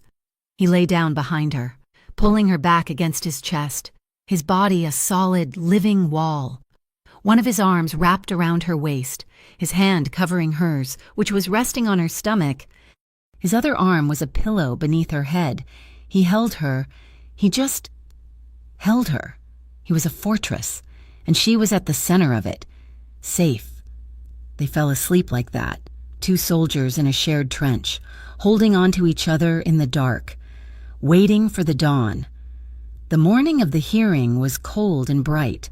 The sky was an unforgiving, clear blue. The courthouse was a circus. Reporters, photographers, and local news vans choked the street. The moment Luca's black sedan pulled up, a roar went up from the crowd. "Mr. Moretti, is it true you're moving into civil court?" Cassia, why are you pressing charges? Is she your mistress, Moretti?" Angelo and two other men, all in dark, identical suits, formed a flying wedge, their bodies a solid barrier. But the words, the shouted, ugly questions, hit Cassia like stones. She was in the white dress, clutching a simple black coat, the platinum chain cold against her neck. She faltered on the sidewalk, the noise overwhelming, her vision blurring. She was the girl in the diner again. This was a mistake. She couldn't do this. And then Luca was there. He took her arm, his grip not gentle, but iron. It was not a grip of possession, but of pure, unyielding support. It was the grip of a man holding up a collapsing wall. He leaned in, his mouth at her ear, his voice a low, hard command that cut through the chaos. "Do not look at them. Look at me. Walk with me. I am right here." He didn't wait for an answer. He moved, pulling her with him, his body shielding her from the worst of the cameras. They moved through the crowd, a single, determined unit, and up the granite steps. The courtroom was packed. Every seat was taken. The air was stale, buzzing with whispers. Cassia's eyes scanned the room, a sea of hostile, curious faces. She saw them, in the back 2 rows, Dante's associates, a collection of hard-faced, cheap-suited men, all of them staring at her, their expressions identical masks of cold intimidation. Her stomach clenched. She felt sick. And then she saw him. Dante Russo. He was at the defendant's table, next to a slick, smiling lawyer. He was not in a prison jumpsuit. He was in a suit, his hair combed. He looked clean and relaxed, and as she met his gaze, he smiled, a slow, smug, confident smile, and then he winked. That was it. Her strength, her resolve, the white dress, the woman she had become, it all shattered. Her knees buckled. The sounds of the courtroom faded to a high-pitched whine. She couldn't breathe. He was going to win. He always won. He would mock her, and his lawyer would tear her apart, and he would walk out, and he would find her. She turned, a panicked animal instinct, to run, to flee. Luca's hand on her arm became a vice. He stopped her, holding her fast. He yanked her back to his side, his body a solid anchor. She looked up at him, her eyes wide with terror. His face was a mask of cold fury. His gray eyes were not on Dante. They were on her. "No," he whispered, his voice so fierce it was almost a snarl. "You will not run. You will not give him that. I am right here. I am not leaving." He still had her arm. He pulled her forward. He did not guide her. He walked her. His shoulder braced against hers, his long, powerful strides forcing her to keep pace. He propelled her down the center aisle, past the staring, silent crowd. He walked her past the front row, past Dante's sneering face. He did not stop until they were at the plaintiff's table. Right in front of the judge's bench, Isabella, his lawyer, stood.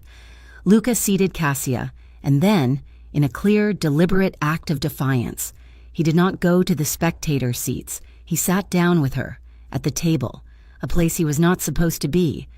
The judge, an older, stern-looking woman, raised an eyebrow. Luca's lawyer leaned in. "He's here for her protection, Your Honor, given the threats." The judge looked at the back rows, at Dante's crew.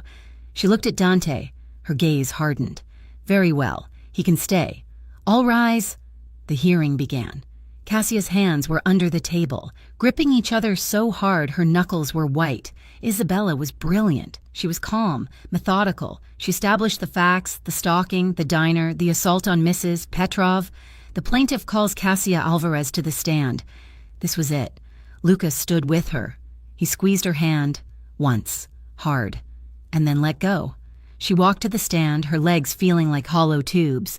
She took the oath, her voice a reedy, pathetic whisper. "I do. Please state your name for the record." "Cassia Alvarez," she whispered. "Miss Alvarez," Isabella began, her voice kind. "Could you please recount the events of the night of October 12th? Cassia's voice was shaking. She could barely get the words out. She looked at Dante. He was leaning back in his chair, that same smug grin on his face, as if this was all a mildly amusing show. She looked at Luca.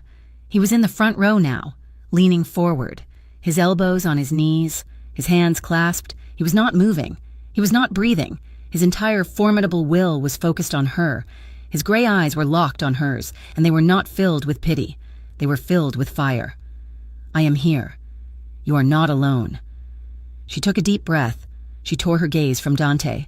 She looked past Isabella, past the jury box, and she fixed her eyes on the judge. And she spoke. Her voice, at first, was thin. "I was working at the Moonlight Diner. He came in. He was drunk. And what happened? He grabbed me. He demanded money." She felt her voice gain a small thread of steel. "He tore my uniform."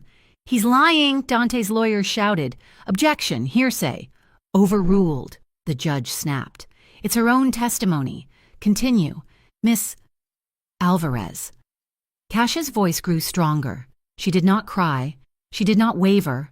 She laid out the facts one by one, her voice getting colder, clearer, the years of fear, the bruises she hid, the night he broke into her apartment, the assault on her landlord.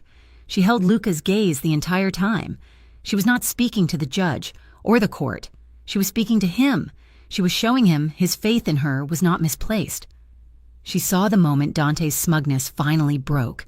It was when she described, in flat, emotionless detail, the photos he had leaked. "He tried to shame me," she said, her voice ringing with a new, hard power. "He tried to make the world see me as his victim. But I am not his victim. I am a survivor. And he is an abuser. She's a lying whore." Dante exploded. "Brunel M." He lunged to his feet, his chair crashing backward. The mask of civility was gone, revealing the rabid animal underneath. "She's lying. She's with him. She'll pay for this, you bitch. You're dead, you hear me? You're dead." The courtroom erupted. The judge slammed her gavel, her face purple with rage. "Bailiff, remove that man. Remove him now." Dante thrashed, screaming curses as two deputies tackled him, cuffing him violently. Cassia was trembling, a violent full-body tremor, the adrenaline crashing, the terror of his words breaking through. She wrapped her arms around herself, but she couldn't stop shaking. The judge called for a 10-minute recess, before the judge's words had even faded. Luca was moving. He was out of his seat, bypassing the gate, and he was at the witness stand in 2 long strides. He was not looking at Dante. He was not looking at the judge. He saw only her. He said nothing. He simply stripped off his dark, tailored suit jacket, the one that smelled of cedar and power. He wrapped it around her shoulders, pulling the lapels closed, cocooning her in his warmth, his scent. It was the exact same gesture as the first night in the diner. He leaned in, his hands gripping her shoulders through the heavy wool, his mouth at her ear. "You did it, Cassia," he whispered, his voice rough with pride. "You did it. It's over. You're safe." When the hearing resumed, the courtroom was silent. Dante was gone. His lawyer looked pale.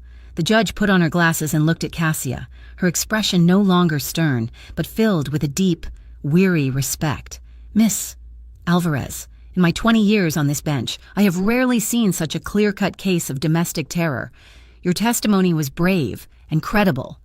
The defendant's outburst has only served to confirm it." She looked at her papers. "The permanent restraining order is granted, effective immediately, Mr.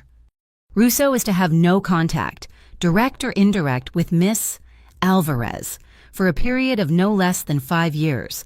The judge was not finished. "Furthermore, based on the credible testimony of assault stalking and the clear and present threat made in this courtroom, I am ordering the defendant remanded into custody to stand trial on all criminal charges. Bail is revoked." Cassia let out a breath she had been holding for 2 years. She sagged in the chair, the weight of Luca's jacket the only thing holding her up. She was safe. She watched, her hand clutching the lapel of his jacket, as the bailiff returned Dante's possessions in a plastic bag.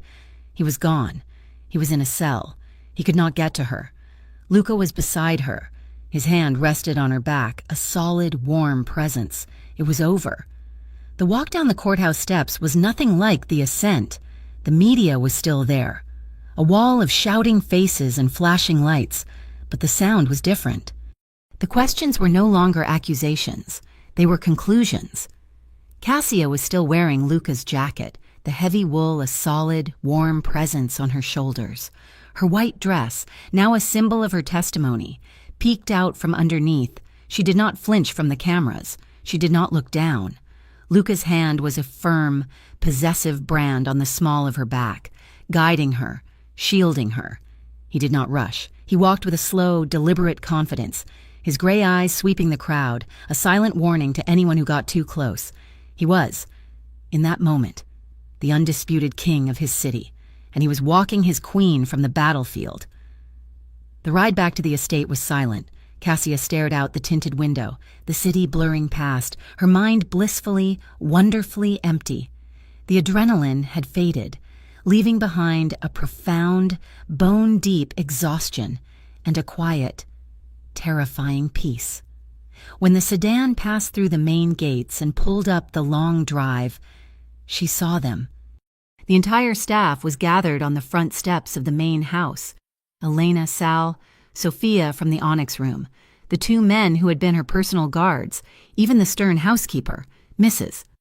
Petrov's sister, whom Luca had hired. They were all there. As she stepped out of the car, they did not cheer. They applauded, a wave of solid, respectful applause that echoed in the quiet, pine-scented air. That was what broke her.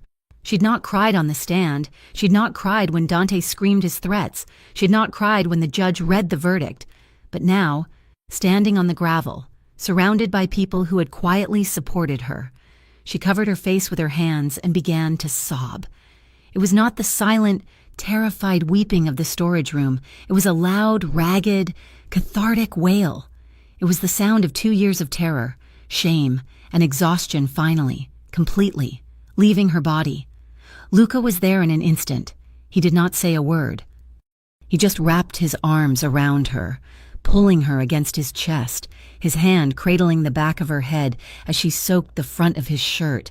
He let her cry, holding her tightly, his body an anchor until the storm passed, leaving her hiccuping and breathless. "It's done, Cassia," he murmured into her hair. "You're home. It's done." That night, she found him in the main kitchen. Not Elena, him. He was in a simple black t-shirt, his sleeves rolled up, revealing his scarred forearms. He was staring, with profound concentration, at a pan of sizzling chicken. He was, she realized with a jolt of affection, cooking. He looked up as she entered, a slightly sheepish look on his face. "Elena tried to stop me. She has a very low opinion of my skills. What are you doing? Cassia asked, her voice still rough, a small smile playing on her lips. Making you dinner. He gestured to the small dining table, the one where they had shared their first kiss. He had set it himself. 2 plates, 2 wine glasses, and a cluster of candles, all slightly crooked. It was the most beautiful table she had ever seen. He served the meal. It was simple. The chicken was slightly dry, the pasta a little overcooked. It was perfect. They ate, the candlelight softening the hard lines of his face, the quiet of the house wrapping around them. You don't have to thank me, she said softly, breaking the silence. For today. For any of it. He stopped, his fork halfway to his mouth. He looked at her, his gray eyes serious, the reflection of the flames dancing in them. Good, he said, his voice low, because I don't want your gratitude. He put his fork down and leaned forward, his gaze intense. I'm the one who should be thanking you. You. You brought this house back to life. You brought me back to life. He reached across the table, his hand covering hers. I want to be clear. Cassia, after everything, you don't owe me anything. Not for the house, not for the lawyers, not for today, nothing. He took a breath. But I would give you everything. She turned her hand over, lacing her fingers with his. I know, she said. A few days later, she knew she had one last thing to do. She had never gone back to her apartment. One of Luca's men had cleared it out, bringing her only a small box of essentials, a few photos of her mother, her birth certificate, but 2 items had been found tucked in a drawer, and the man, with cold precision, had given them to her, her old apartment key, and a letter, the last one Dante had sent just before she left, a crumpled page of possessive, rambling threats and pathetic, pleading promises. She took the box to the terrace. It was a cool, clear night.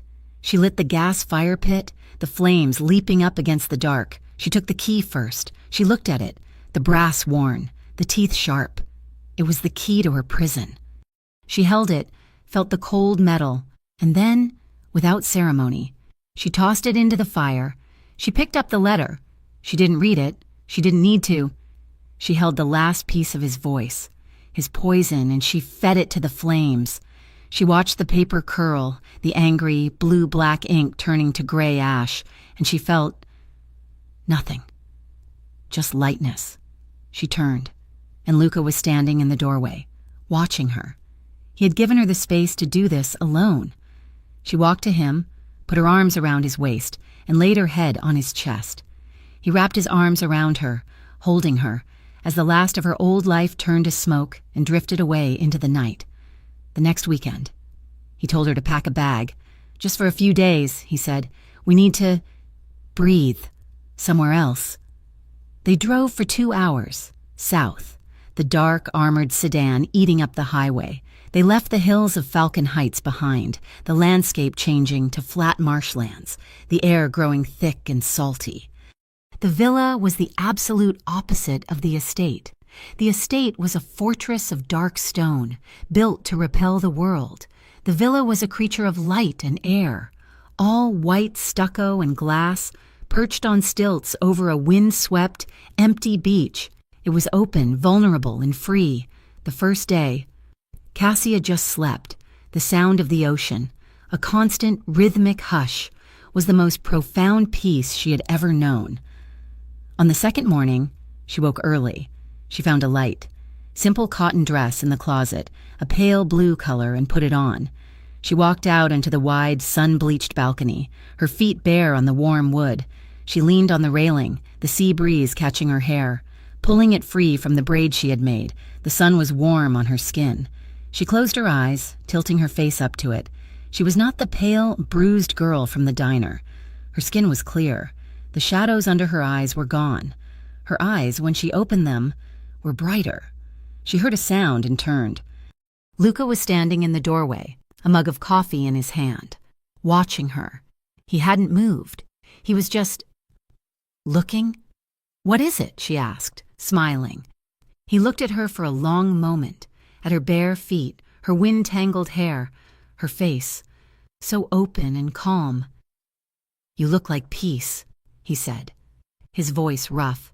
He came to stand beside her, handing her the mug. They watched the ocean, their shoulders brushing, their silence a shared, perfect thing.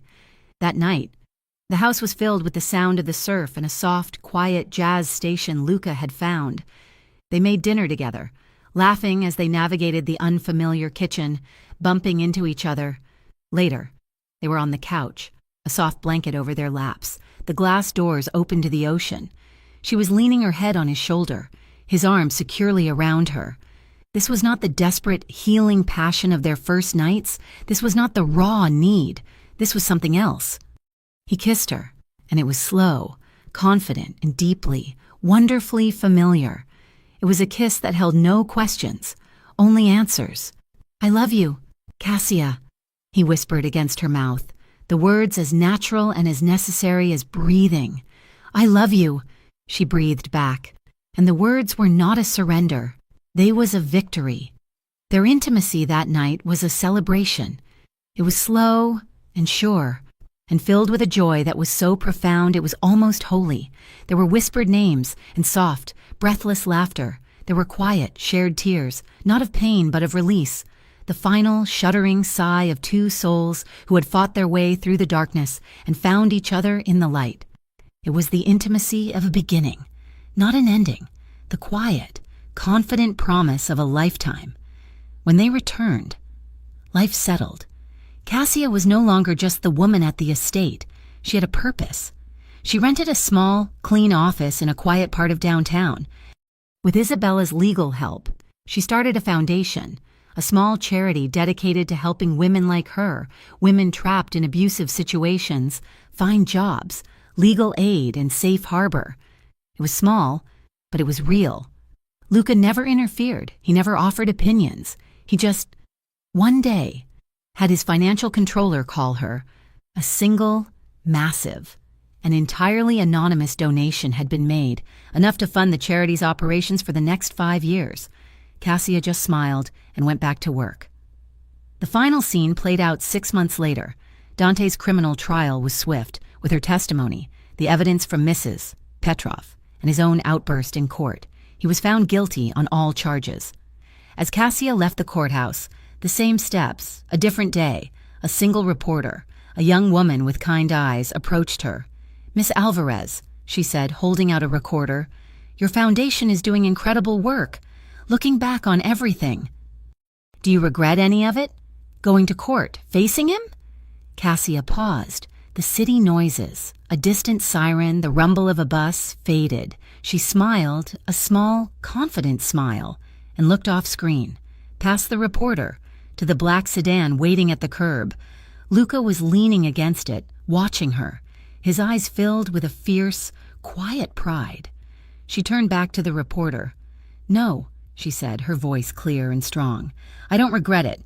I regret not leaving sooner." She walked away, leaving the reporter speechless. She walked to the car, to him. He opened the passenger door, his hand resting on the small of her back as she slid in. It was a reflex now, a familiar, grounding touch. As he walked around to the driver's side, he took off his suit jacket. He got in, and before he even started the car, he folded it once and slid it over her lap. It was not to hide her. It was not to shield her from the cold, or the world, or the past. It was not a gesture of protection. It was just a habit of care, a silent, everyday promise, a shield against nothing at all. Thank you so much for listening to this story. I truly hope you enjoyed the journey with Cassia and Luca. I would love to know where in the world you are listening from, so please drop a comment and let me know. If you love stories like this, be sure to subscribe to Mafia Romance Stories for more. And finally, what did you think of this story? What was your favorite part? Share your thoughts in the comments below. I look forward to reading them.